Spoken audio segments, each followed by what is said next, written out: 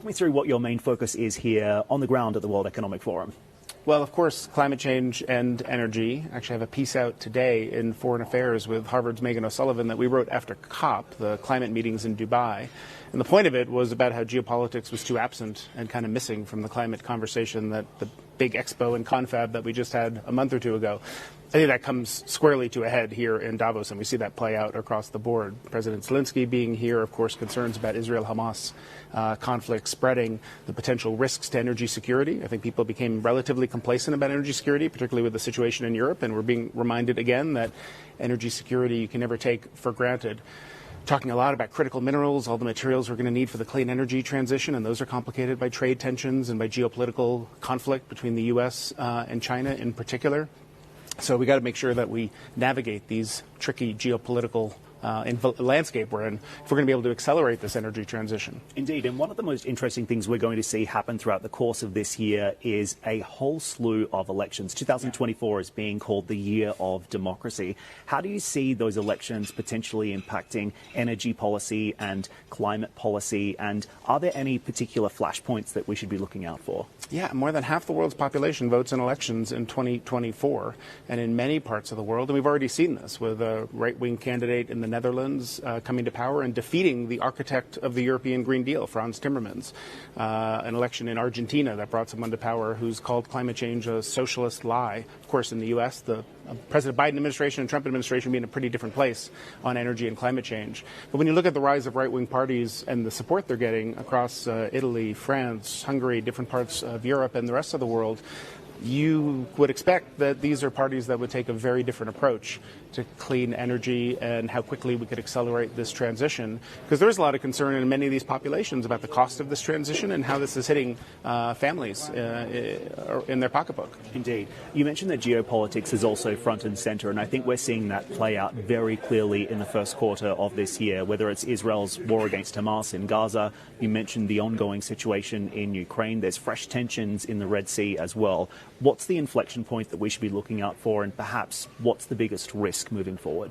Well, there are certainly near-term risks to the oil market, and the Red Sea is the number one risk there is. But I think, as you can tell from prices, oil markets seem relatively calm and complacent.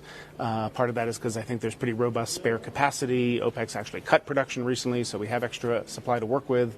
The demand outlook is weaker in China. U.S. shale production is surging, adding some extra capacity to the market. But more broadly, when you look at, our Secretary of State, Tony Blinken, was here and talked about how the U.S. is going to continue to try to engage with China and de-escalate some of the tensions there. But it really is these tensions between kind of great power rivalry now, the U.S. and China, the EU and China, European Union concerns about how many cheap electric vehicles from China are coming into the European market. We need to scale clean energy at such a rapid pace.